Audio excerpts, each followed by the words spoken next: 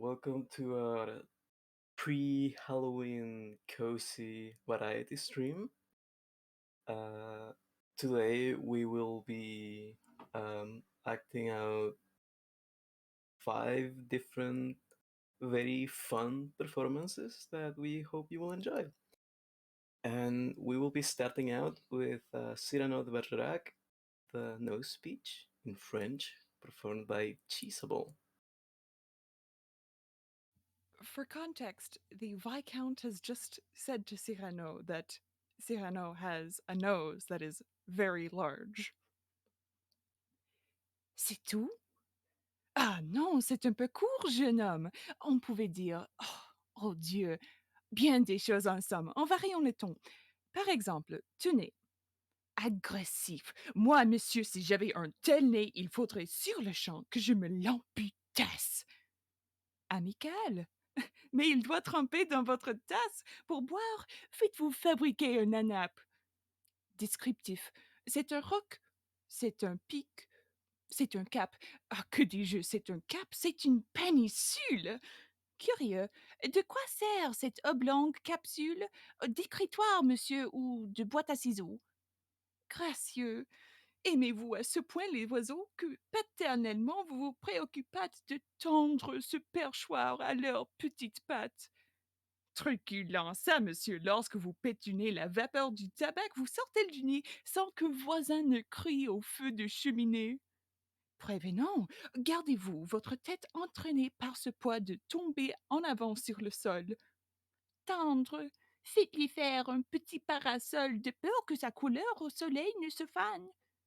Pédant, l'animal seul, monsieur, qu'Aristophane appelle Hippocampeléphantocamelus, dut avoir sous le front tant de chair sur tant d'os. Cavalier, quoi l'ami, ce croc est à la mode? Pour pendre son chapeau, c'est vraiment très commode. Emphatique, aucun vent ne peut, nez magistral, t'enrhumer tout entier, excepté le Mistral. Dramatique, c'est la mer Rouge quand il saigne. Admiratif, pour un parfumeur, quelle enseigne! Lyrique, est-ce une conque? Êtes-vous un triton? Naïf, ce monument, quand le visitons? Respectueux, souffrez, monsieur, qu'on vous value. C'est là ce qui s'appelle avoir pignon sur rue. Campagnard, des hardis et diurnés, nanas, et quelques navigés en ben quelques melons nains. Militaire, pointé contre Calvary. Pratique, voulez-vous le mettre en loterie? Assurément, monsieur, ce sera le gros lot. Enfin, parodiant Pyram en un sanglot. Le voilà donc, ce nez qui, des traits de son maître, a détruit l'harmonie. Il en rougit, le traître. Voilà ce qu'à peu près, mon cher, vous m'auriez dit si vous aviez un peu de lettres et d'esprit. Mais d'esprit, oh, le plus lamentable des êtres, vous n'en eûtes jamais un atome. Et de lettres, vous n'avez que les 3 qui forment le mot sot. Eussiez-vous eu d'ailleurs l'invention qu'il faut pour pouvoir là, devant ces nobles galeries, me servir toutes ces folles plaisanteries, que vous n'en eussiez pas articulé le quart de la moitié du commencement d'une. Car je me les sers moi-même avec assez de verve, mais je ne permets pas qu'un autre me les serve.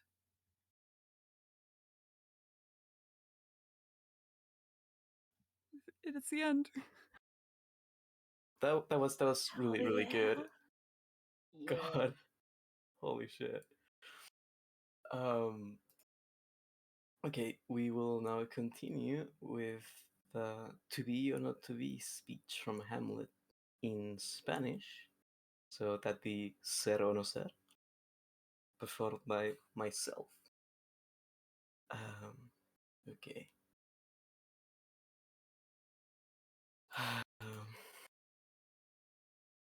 Ser o no ser. He ahí el dilema. ¿Qué es mejor para el alma? ¿Sufrir insultos de fortuna, golpes, dardos? ¿O levantarse en armas contra el océano del mal y oponerse a él y que así cesen? ¿Morir? dormir, nada más. Y decir así que con un sueño damos fin a las llagas del corazón y a todos los males, herencia de la carne, y decir, ven, consumación, yo te deseo. Morir, dormir, dormir, soñar acaso. ¡Qué difícil! Pues en el sueño de la muerte, ¿qué sueños sobrevendrán cuando despojados de ataduras mortales encontremos la paz? He ahí la razón por la que tan longeva llega a ser la desgracia. Pues ¿quién podrá soportar los azotes y las burlas del mundo, la injusticia del tirano, la afrenta del soberbio, la angustia del amor despreciado, la espera del juicio, la arrogancia del poderoso y la humillación de la virtud que recibe quien es indigno? Cuando uno mismo tiene a su alcance el deseo, el descanso en el filo desnudo del puñal, ¿quién puede soportar tanto, gemir tanto, llevar de la vida una carga tan pesada? Nadie, si no fuera por ese algo tras la muerte, ese país por descubrir, de cuyos confines ningún pasajero retorna, que confunda la voluntad, haciéndonos pacientes ante el infortunio antes de volar hacia un mal desconocido. La conciencia así hace a todos cobardes, y así el natural color de la resolución se desvanece en tenues sombras del pensamiento. Y así, empresas de importancia y de gran valía llegan a torcer su rumbo al considerarse para nunca volver a merecer el nombre de la acción. That's the end of it. Woo! Woo! Yeah. Oh, so good. um, Next up, we have Darkness by Lord Byron. It will be performed by Sarah. Hello, everybody. I had a dream, which was not all a dream. The bright sun was extinguished, and the stars did wander darkling in the eternal space, rayless and pathless, and the icy earth swung blind and blackening in the moonless air. Morn came and went, and came and brought no day, and men forgot their passions in the dread of this their desolation, and all hearts were chilled into a selfish prayer for light. And they did live by watchfires, and the thrones the palaces of crowned kings, the huts the habitation of all things which dwell, were burnt for beacons. Cities were consumed, and men were gathered round their blazing homes to look once more into each other's face. Happy were those who dwelt within the eye of the volcanoes and their mountain torch. A fearful hope was all the world contained.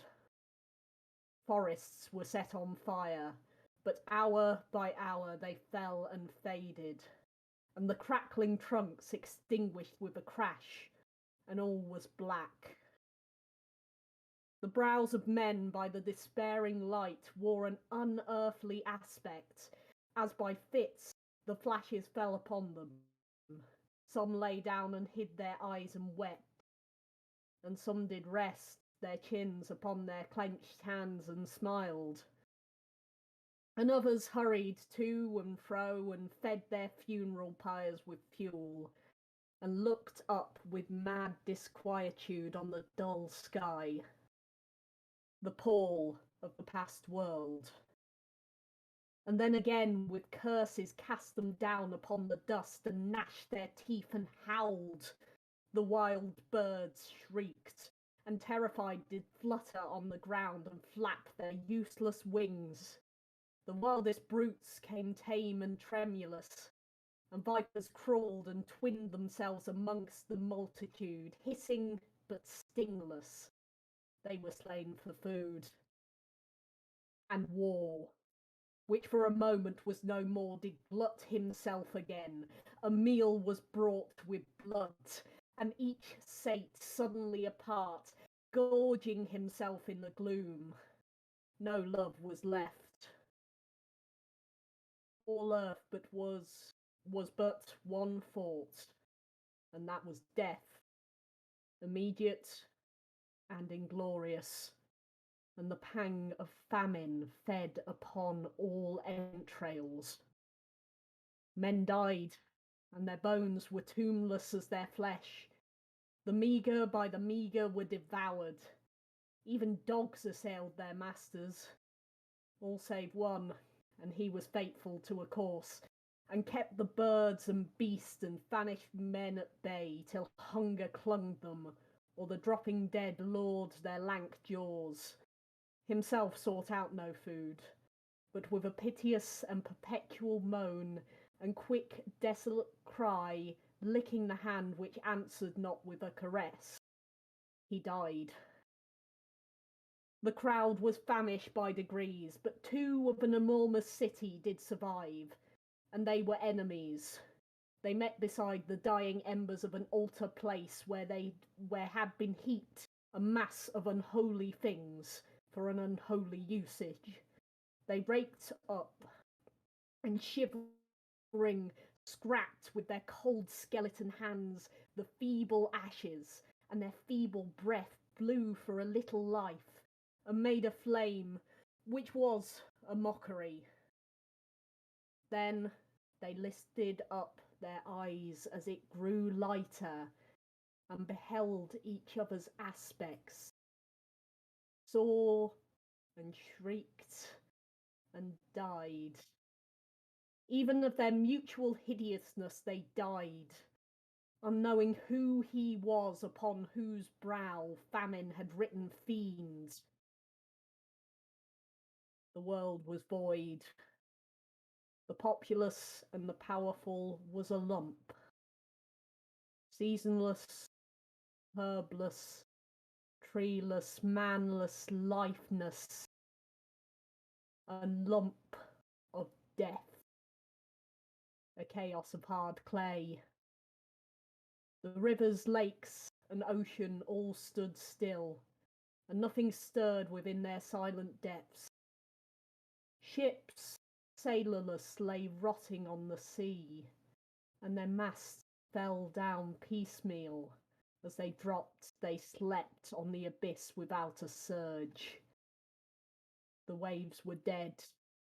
The tides were in their grave. The moon, their mistress, had expired before.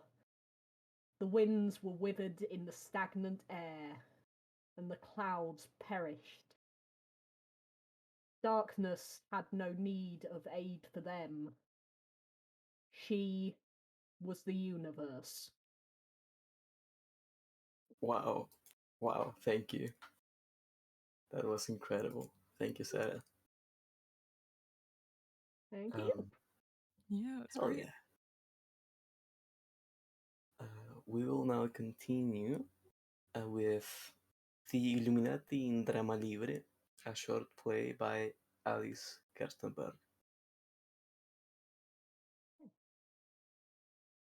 The Illuminati in Drama Libre. Two characters, he and she, are dressed absurdly in the most vivid colours suggestive of the riot of cubist pictures. Their faces are painted in cubes and squares, etc., in colours crimson, purple, green, etc. The scene is before the curtain of a stage. If it parts in the centre, the characters make a whirlwind entrance that way and use the curtain as a background to silhouette them. The characters whirl in.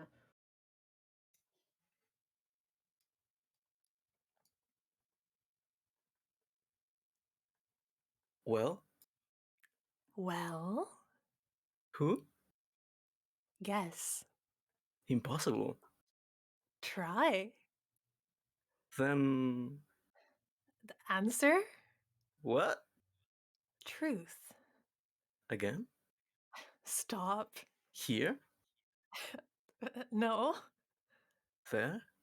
No. Answer! No. Whereupon, Never. indeed, Gone. valued. Much. How? Very. Terrible. Nevertheless, Impudence. go. Yes. Come. Why? Why not? But if... It might. Could it? Do you? For life. Forever. Although I... Whereas you... Because she...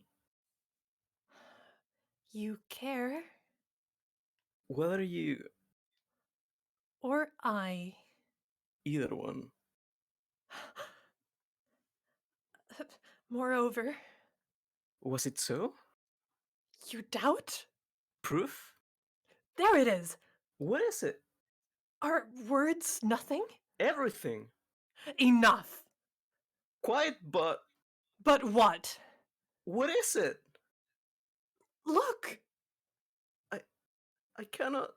You will not! Curses. How dare you! I denounce. Leave me! Not before... At once! Answer me. I won't! You will. Sunrise? You've said it. Said what? The truth. Words. Words. Words. I will not let... Electric bulbs. That ends it. Quite mad. Fool. Coward. Come. No. Don't resist. The law. Bastar. You? I? I didn't know.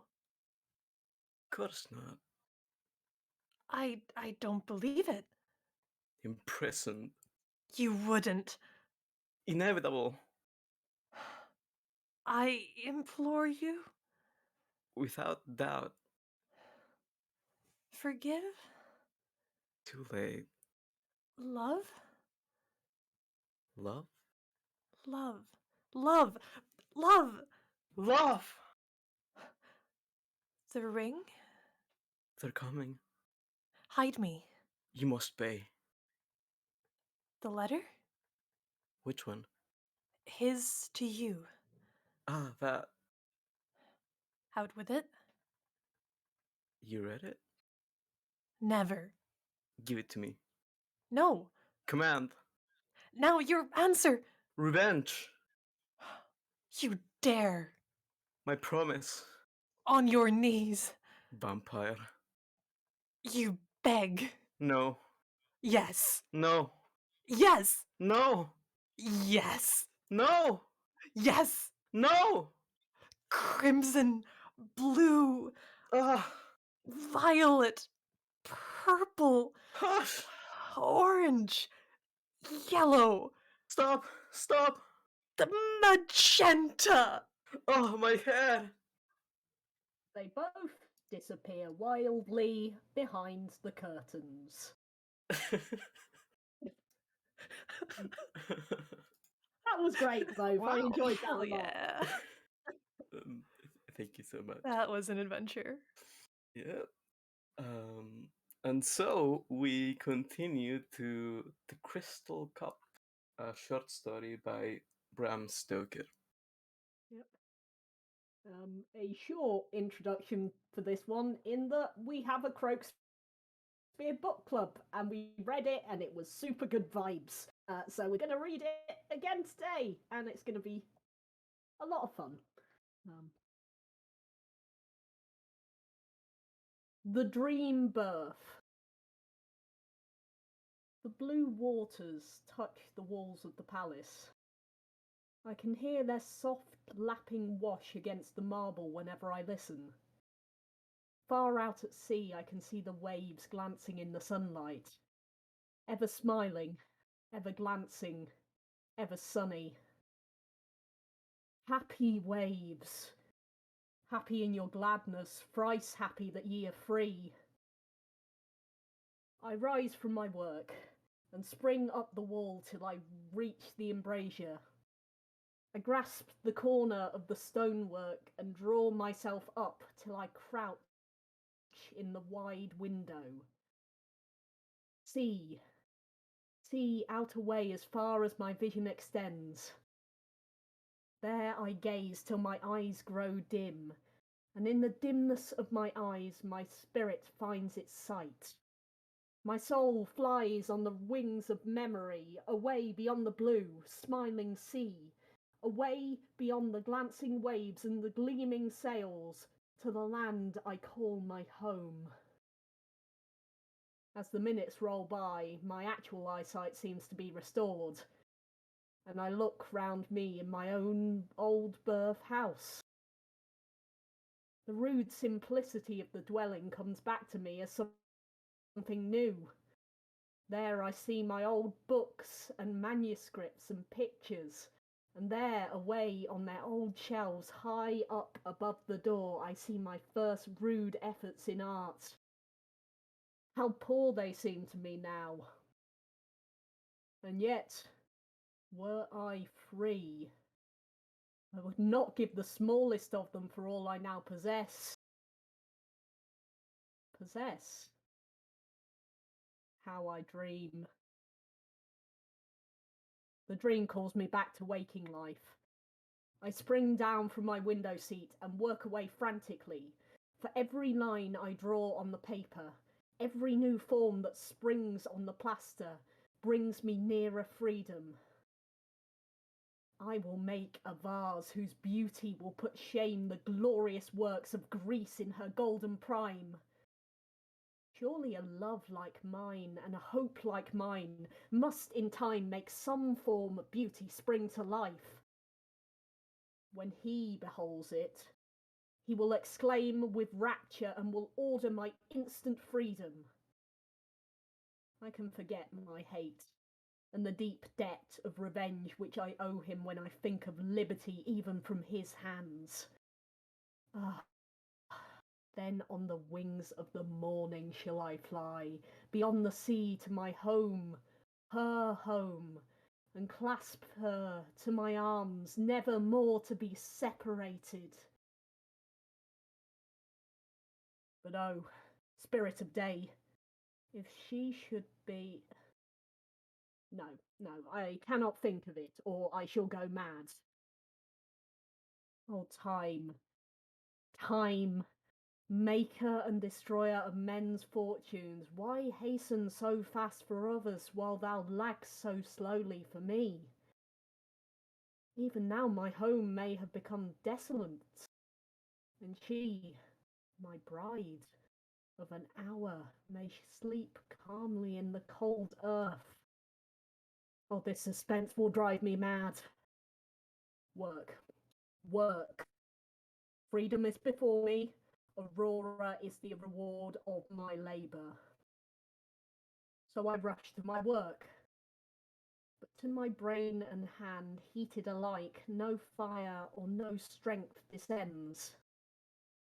Half mad with despair, I beat myself against the walls of my prison and then climb into the embrasure and once more gaze upon the ocean, but find there no hope. And so I stay till night, casting its pall of blackness over nature, puts the possibility of effort away from me for yet another day. So my days go on, and grow to weeks and months. So they will grow to years should life remain so long an unwelcome guest within me. For what is a man without hope? And is not hope nigh dead within this weary breast? Last night, in my dreams, there came, like an inspiration from the day spirit, a design for my vase. All day my yearning for freedom, for Aurora, or news of her, had increased tenfold, and my heart and brain were on fire. Madly I beat myself like a caged bird against my prison bars.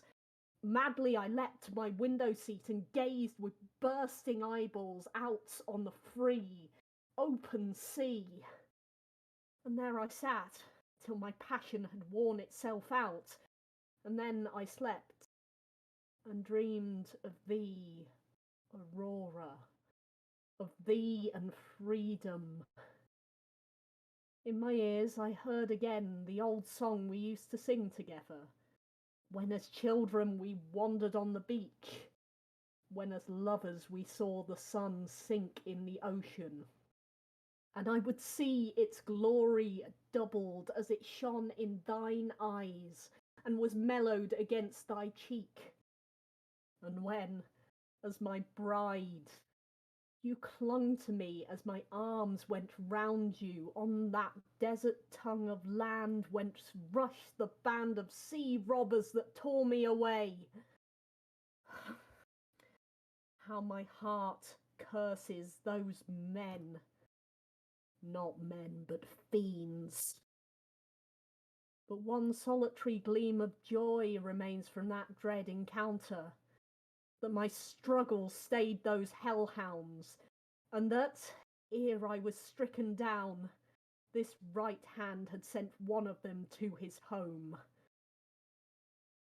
My spirit rises as I think of that blow that saved thee from a life worse than death. With that thought, I feel my cheeks burning and my forehead swelling with mighty veins. My eyes burn, and I rush wildly round my prison house. Oh, for one of my enemies, that I might dash out his brains against these marble walls and trample his heart out as he lay before me. These walls would spare him not.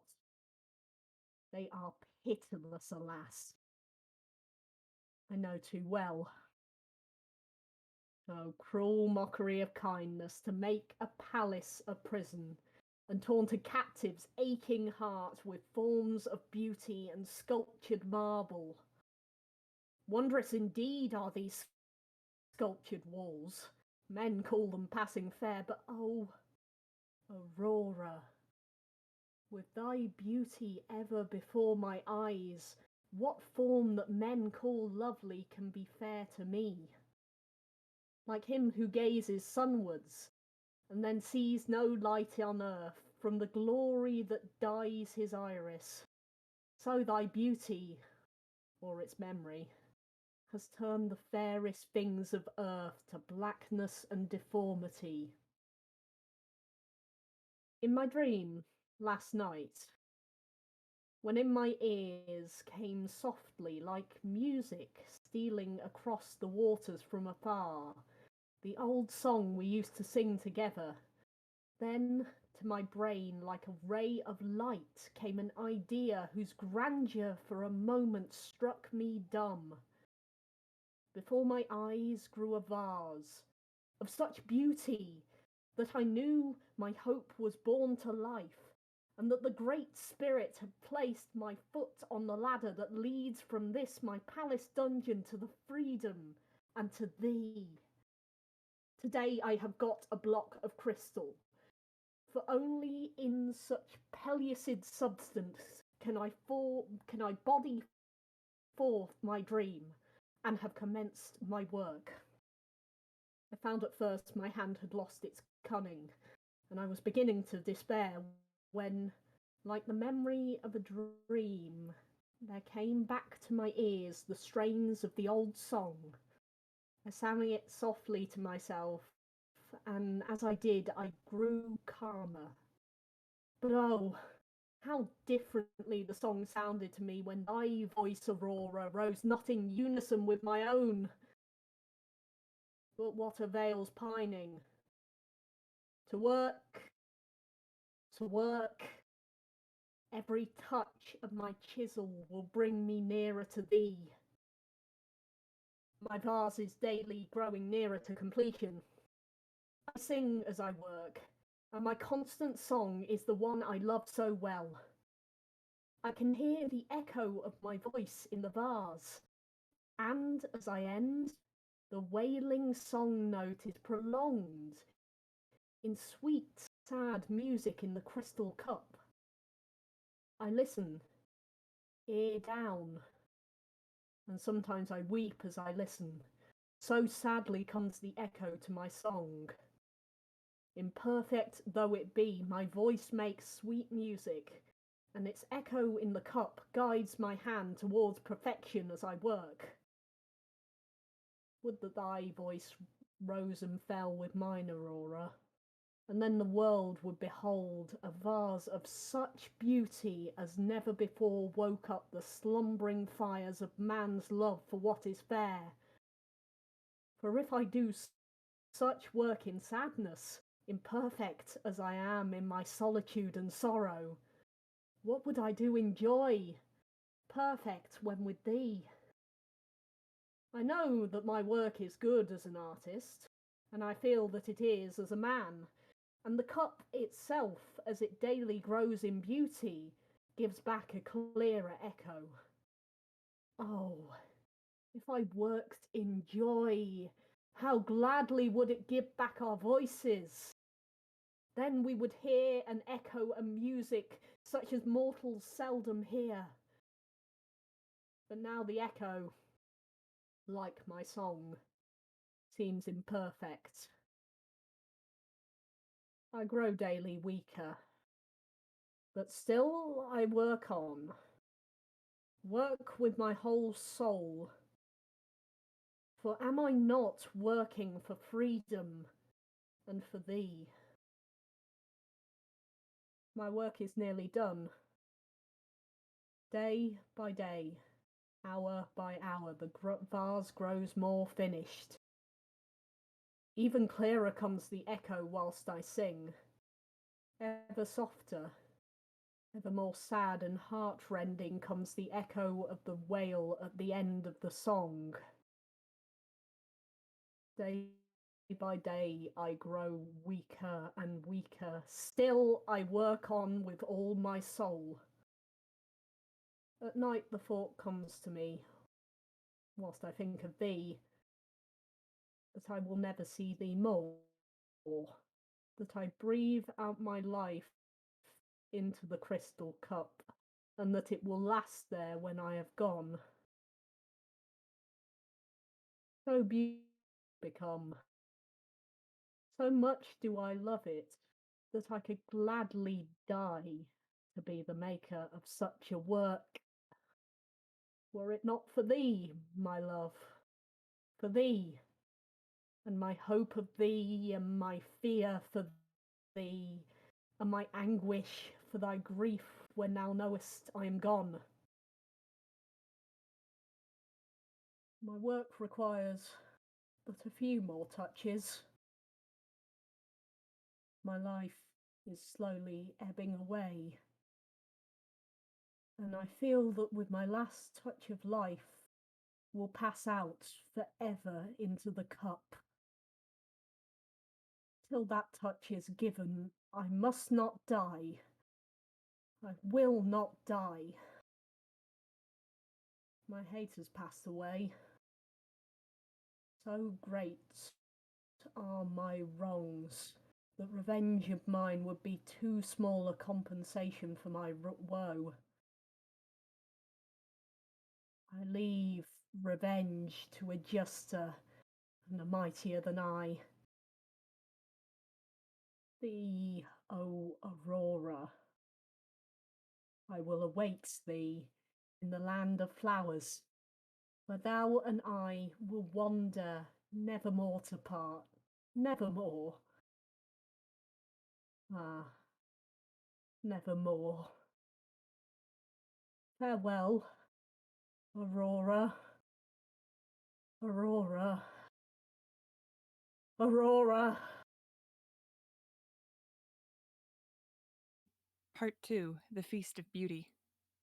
The Feast of Beauty approaches rapidly, yet hardly so fast as my royal master wishes. He seems to have no other thought than to have this feast greater and better than any ever held before. 5 summers ago his Feast of Beauty was nobler than all held in his sire's reign together. Yet scarcely was it over, and the rewards given to the victors, when he conceived the giant project whose success is to be tested when the moon reaches her full. It was boldly chosen and boldly done, chosen and done as boldly as the project of a monarch should be. But still, I cannot think that it will end well. This yearning after completeness must be unsatisfied in the end. This desire that makes a monarch fling his kingly justice to the winds and strive to reach his Mecca over a desert of blighted hopes and lost lives. But hush, I must not dare to think ill of my master or his deeds. And besides, the walls have ears. I must leave alone these dangerous topics and confine my thoughts within proper bounds. The moon is waxing quickly, and with its fullness comes the feast of beauty, whose success as a whole rests almost solely on my watchfulness and care. For if the ruler of the feast should fail in his duty, who could fill the void? Let me see what arts are represented and what works compete. All the arts will have trophies: poetry in its various forms and prose writing, sculpture with carving in various metals and glass and wood and ivory and engraving gems and setting jewels, painting on canvas and glass and wood and stone and metal, music, vocal and instrumental, and dancing. If that woman will but sing, we will have a real triumph of music. But she appears sickly, too. All our best artists either get ill or die, although we promise them freedom or rewards, or both if they succeed. Surely never yet was a feast of beauty so fair or so richly dowered as this which the full moon shall behold and hear. But the crowning glory of the feast will be the crystal cup. Never yet have these eyes beheld such a form of beauty, such a wondrous mingling of substance and light. Surely some magic power must have helped to draw such loveliness from a cold block of crystal. I must be careful that no harm happens to the vase. Today, when I touched it, it gave forth such a ringing sound that my heart jumped with fear lest it should sustain any injury. Henceforth, till I deliver it up to my master, no hand but my own shall touch it, lest any harm should happen to it. Strange story has that cup. Born to life in the cell of a captive torn from his artist home beyond the sea, to enhance the splendor of a feast by his labor, seen at work by spies, and traced and followed till a chance, cruel chance for him, gave him into the hands of the emissaries of my master. He too, poor moth, fluttered about the flame. The name of freedom spurred him on to exertion till he wore away his life. The beauty of that cup was dearly bought for him. Many a man would forget his captivity whilst he worked at such a piece of loveliness, but he appeared to have some sorrow at his heart, some sorrow so great that it quenched his pride. How he used to rave at first, how he used to rush about his chamber and then climb into the embrasure of his window and gaze out away over the sea. Poor captive! Perhaps over the sea someone waited for his coming who was dearer to him than many cups, even many cups as beautiful as this, if such could be on earth. Well, well, we must all die soon or late, and who dies first escapes the more sorrow, perhaps. Who knows? How, when he had commenced the cup, he used to sing all day long, from the moment the sun shot its first fiery arrow into the retreating hosts of night clouds, till the shades of evening advancing drove the lingering sunbeams into the west. And always the same song. How he used to sing all alone. Yet sometimes I could almost imagine I heard not one voice from his chamber, but two. No more will it echo again from the wall of a dungeon, or from a hillside in free air. No more will his eyes behold the beauty of his crystal cup. It was well he lived to finish it.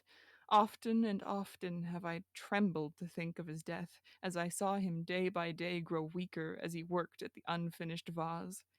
Must his eyes never more behold the beauty that was born of his soul? Never more. Oh, death, grim king of terrors, how mighty is thy scepter! All powerful is the wave of thy hand that summons us and turn to thy kingdom away beyond the poles. Would that thou, poor captive, hadst lived to behold thy triumph, For victory will be thine at the feast of beauty, such as man never before achieved.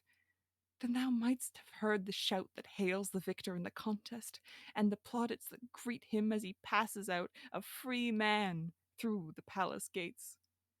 But now thy cup will come to light amid the smiles of beauty and rank and power, while thou liest there in thy lonely chamber, cold as the marble of its walls. And after all, the feast will be imperfect, since the victors cannot all be crowned. I must ask my master's direction as to how a blank place of a competitor, should he prove a victor, is to be filled up. So late? I must see him ere the noontide hour of rest be past. Great Spirit, how I trembled as my master answered my question.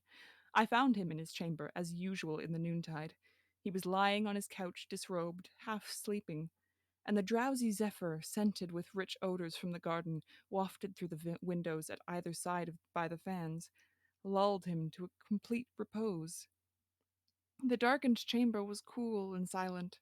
From the vestibule came the murmuring of many fountains and the pleasant splash of falling waters.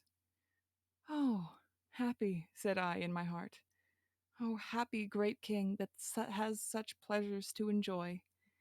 The breeze from the fans swept over the strings of the Aeolian harps, and a sweet, confused, happy melody arose like the murmuring of children's voices singing afar off in the valleys and floating on the wind. As I entered the chamber softly, with muffled footfall and pent-in breath, I felt a kind of awe stealing over me.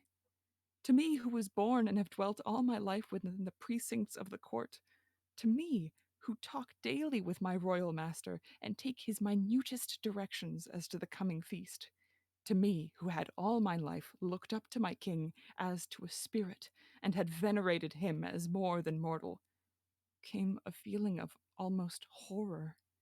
For my master looked then, in his quiet chamber, half sleeping amid the drowsy music of the harps and fountains, more like a common man than a god. As the thought came to me, I shuddered in affright, for it seemed to me that I had been guilty of sacrilege. So much had my veneration for my royal master become a part of my nature, that but to think of him as another man seemed like the anarchy of my own soul. I came beside his couch and watched him in silence. He seemed to be half listening to the fitful music, and as the melody swelled and died away, his chest rose and fell as he breathed in unison with the sound. After a moment or two, he appeared to become conscious of the presence of someone in the room. Although by no motion of his face could I see that he heard any sound, and his eyes were shut. He opened his eyes and, seeing me, asked, "Was all right about the Feast of Beauty?" For that is the subject ever nearest to his thoughts. I answered that all was well, but that I had come to ask his royal pleasure as to how a vacant place amongst the competitors was to be filled up. He asked, "How vacant?" And on my telling him, "From death," he asked again quickly, "Was the work finished?" When I told him that it was, he lay back again on his couch with a sigh of relief, for he had half arisen in his anxiety as he asked the question. Then he said after a minute, "All the competitors must be present at the feast." "All?" said I. "All," he answered again, "alive or dead, for the old custom must be preserved and the victors crowned." He stayed still for a minute more, and then said, slowly, "Victors or martyrs?" And I could see that the kingly spirit was coming back to him. Again he went on, "This will be my last feast of beauty, and all the captives shall be set free. Too much sorrow has sprung already from my ambition. Too much injustice has soiled the name of the king." He said no more, but lay still and closed his eyes. I could see by the working of his hands and the heaving of his chest that some violent emotion troubled him, and the thought arose, he is a man, but yet is yet a king, and though a king as he is, still happiness is not for him. Great Spirit of justice, thou metest out his pleasures and his woes to man, to king and slave alike. Thou lovest best to whom thou givest peace. Gradually my master grew more calm, and at length sunk into a gentle slumber. But even in his sleep he breathed in unison with the swelling murmur of the harps. To each is given, said I gently, something in common with the world of actual things. Thy life, O king, is bound by chains of sympathy to the voice of truth, which is music. Tremble, lest in the presence of a master strain thou shouldst feel thy littleness and die. And I softly left the room.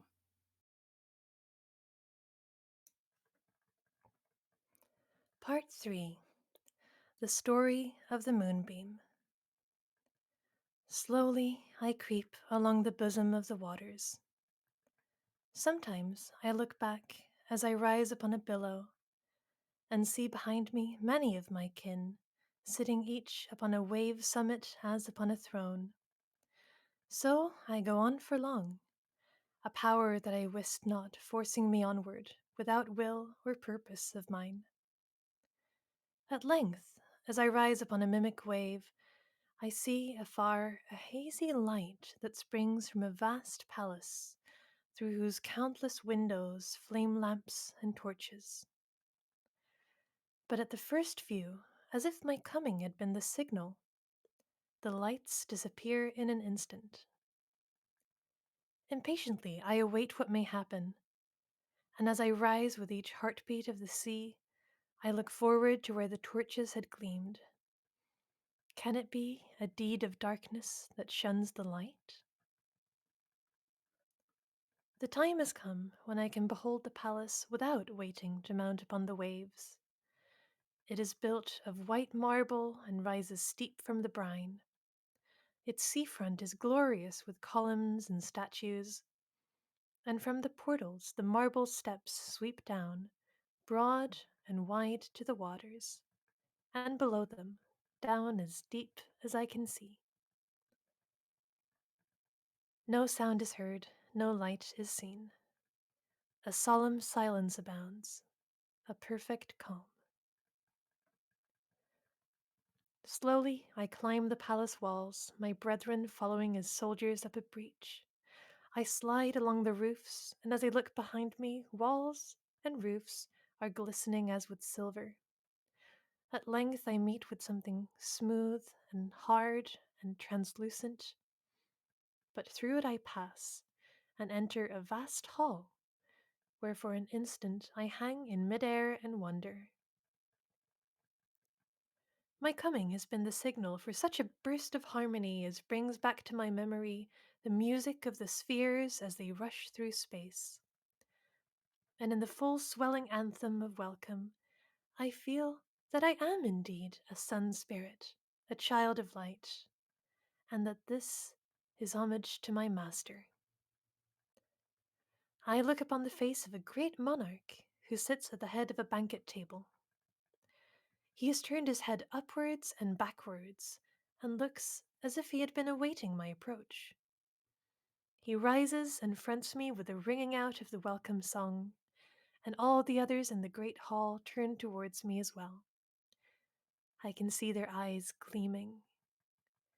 Down along the immense table laden with plate and glass and flowers, they stand holding each a cup of ruby wine with which they pledge the monarch when the song is ended, as they drink success to him and to the feast of beauty. I survey the hall, an immense chamber with marble walls covered with bas-reliefs and frescoes and sculptured figures, and panelled by great columns that rise along the surface and support a dome ceiling, painted wondrously. In its center, the glass lantern by which I entered. On the walls are hung pictures of various forms and sizes, and down the center of the table stretches a raised platform on which are placed works of art of various kinds. At one side of the hall is a dais on which sit persons of both sexes with noble faces and lordly brows, but all wearing the same expression, care tempered by hope. All these hold scrolls in their hands. At the other side of the hall is a similar dais, on which sit others fairer to earthly view, less spiritual and more marked by surface passion. They hold music scores. All these look more joyous than those on the other platform. All save one, a woman, who sits with downcast face and dejected mien, as of one without hope. As my light falls at her feet, she looks up, and I feel happy. The sympathy between us has called a faint gleam of hope to cheer that poor pale face. Many are the forms of art that rise above the banquet table, and all are lovely to behold. I look on all with pleasure, one by one, till I see the last of them at the end of the table away from the monarch, and then all the others seem as nothing to me.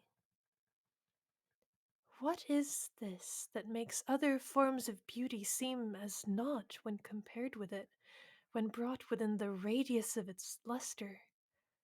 A crystal cup, wrought with such wondrous skill that light seems to lose its individual glory as it shines upon it and is merged in its beauty. O universal mother, let me enter there. Let my life be merged in its beauty, and no more will I regret my sun's strength hidden deep in the chasms of my moon mother. Let me live there and perish there, and I will be joyous whilst it lasts, and content to pass into the great vortex of nothingness, to be born again when the glory of the cup has fled. Can it be that my wish is granted, that I have entered the cup and become a part of its beauty? Great Mother, I thank thee. Has the cup life, or is it merely its wondrous perfectness that makes it tremble, like a beating heart in unison with the ebb and flow, the great wave pulse of nature? To me, it feels as if it had life. I look through the crystal walls and see at the end of the table, isolated from all others, the figure of a man seated. Are those cords that bind his limbs? How suits that crown of laurel those wide, dim eyes and that pallid hue? It is passing strange. This feast of beauty holds some dread secrets and sees some wondrous sights. I hear a voice of strange, rich sweetness, yet wavering, the voice of one almost a king by nature. He is standing up. I see him through my palace wall. He calls a name and sits down again. Again I hear a voice from the platform of scrolls, the throne of brows. And again I look and behold a man who stands trembling yet flushed, as though the morning light shone bright upon his soul. He reads in cadenced measure a song in praise of my moon mother, the feast of beauty, and the king. As he speaks, he trembles no more, but seems inspired, and his voice rises to a tone of power and grandeur, and rings back from walls and dome. I hear his words distinctly, though saddened in tone, in the echo from my crystal home. He concludes and sits down half fainting amid a whirlwind of applause, every note, every beat of which is echoed as the words had been. Again the monarch rises and calls, Aurora, that she may sing for freedom.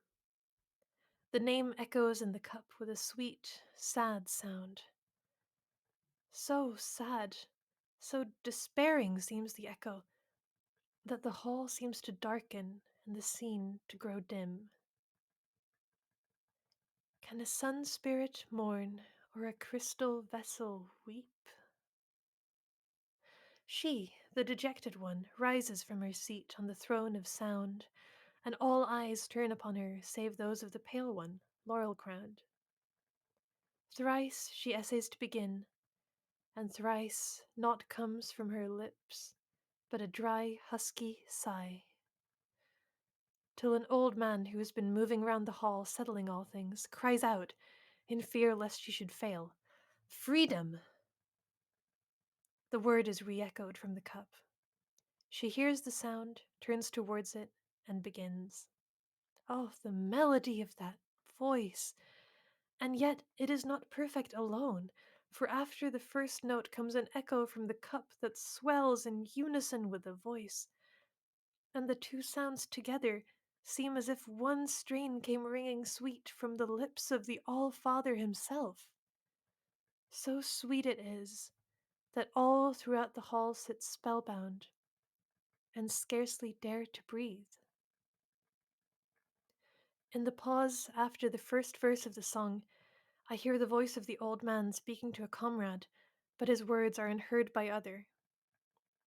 Look at the king. His spirit seems lost in a trance of melody. Ah, I fear me some evil.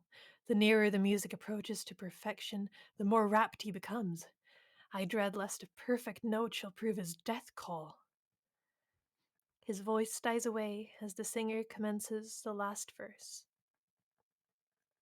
Sad and plaintive is the song, full of feeling and tender love, but love overshadowed by grief and despair.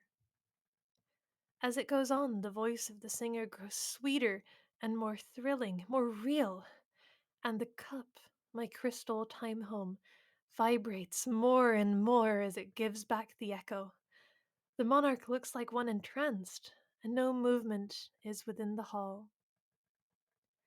The song dies away in a wild wail that seems to tear the heart of the singer in twain, and the cup vibrates still more as it gives back the echo. As the note, long swelling, reaches its highest, the cup, the crystal cup, my wondrous home, the gift of the All-Father, shivers into millions of atoms and passes away. Ere I am lost in the great vortex, I see the singer throw up her arms and fall, freed at last, and the king sitting, glory-faced, but pallid with the hue of death.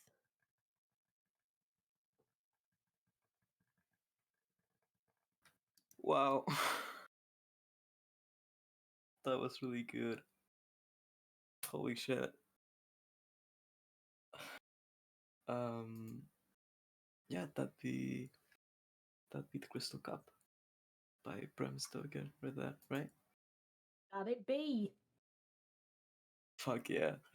God, that was amazing. Hell yeah. Oh, it was so much fun. Yeah. Like I reacted a bit slow because I was just completely melted, like buzzing, like listening. Oh. Wow, yeah, and that's been the variety event, y'all. It's been Hey! a short one, but a good one. Quite liked it. Yeah. What a delight. And Yeah. exactly 1 hour, too. We really Yeah. nailed this. Yeah, nice and like. Okay. Let's give thanks and credits to everyone. Starting with Cheese. Hello, Cheese. Hello. Um, Sorry about the phone, but I heard it added to the spooky vibe of things. But It was perfect. It was so well timed. yeah. It seemed like Foley, honestly. I was like, okay, I've got my cell on silent. I've got everything ready. If the home phone rings, it won't ring, right? It won't ring. It rang, but it's fine. This is Yeah, what I happens mean, when you underestimate Bram Stoker. yes, Yes. Bram Stoker called my phone. Yes. And you didn't pick up. Nope. uh, So I read part two, the Feast of Beauty for that lovely story, and that was a lot of fun. I sort of skimmed over it in advance, so it was I didn't know where any of this was going to go, and it was an absolutely lovely story. So yes, thank you for whoever brought that up as an idea. Excellent idea. And then yeah, I also did the no speech from CYRANO in French because I know French and I like CYRANO. My mom should show me as she my first introduction to it was my mom showing me a scene which was the no speech in French. So I was when we were doing CYRANO, I'm like, this is my favorite. This is my favorite part for sure. When he's just like, It comes full yeah, circle. you could have said it like this. You could have said it like that. Why don't you say all these cool ways of saying that I have this big nose instead of just saying, oh, your nose is big? Well, that really Uh, came through. It was really good. yeah, yeah.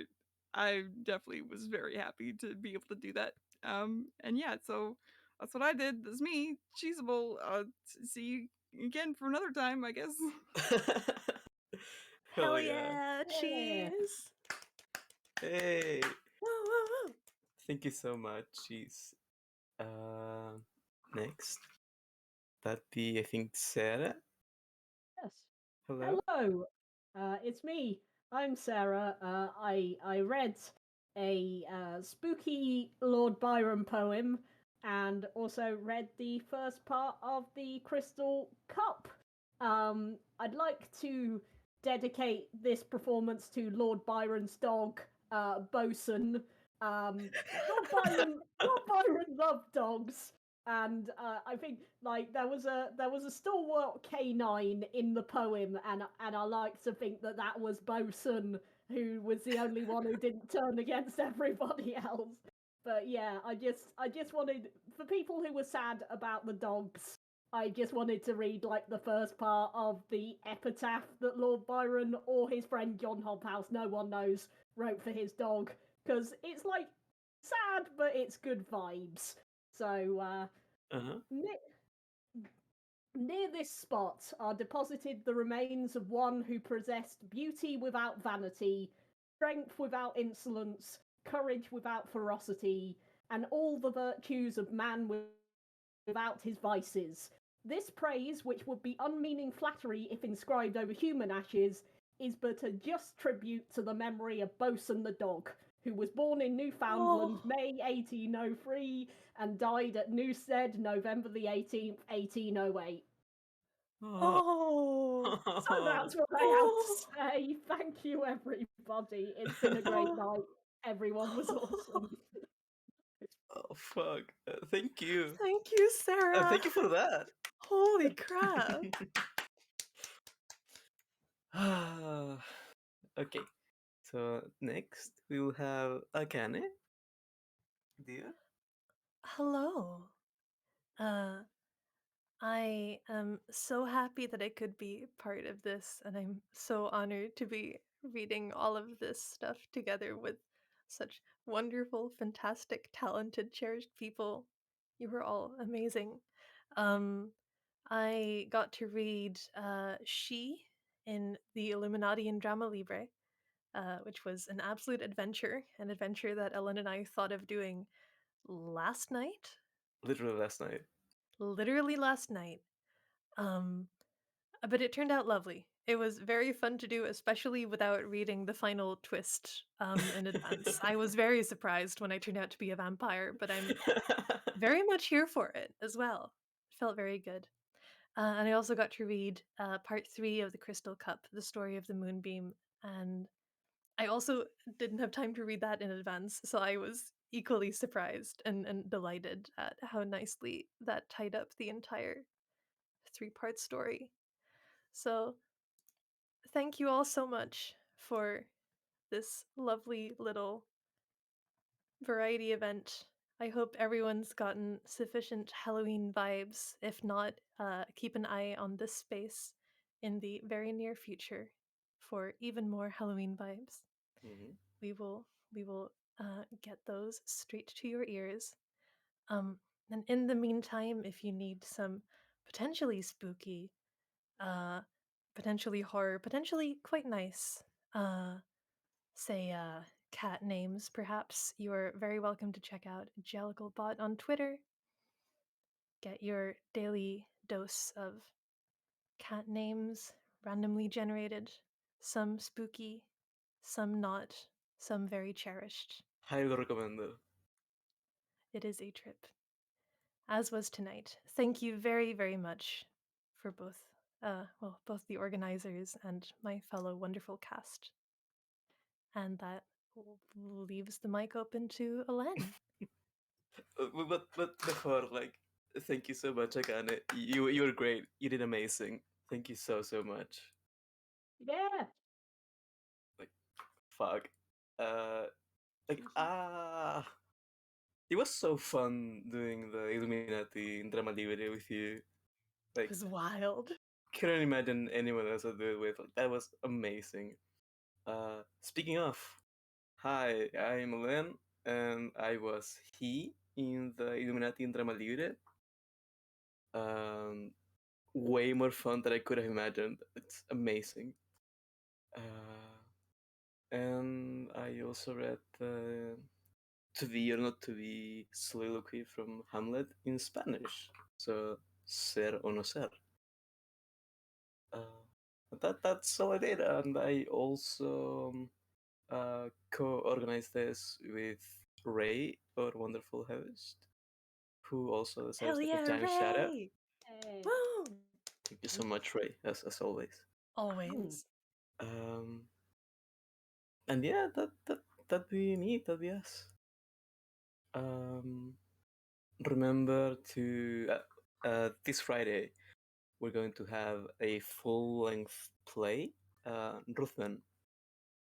I think it's how you say it, which is going to be very spooksome and vibesy and enjoyable, hopefully. So we will see you then. Yeah. And yeah, that's it. We'll see you then. Goodbye. Bye, Bye, everyone. happy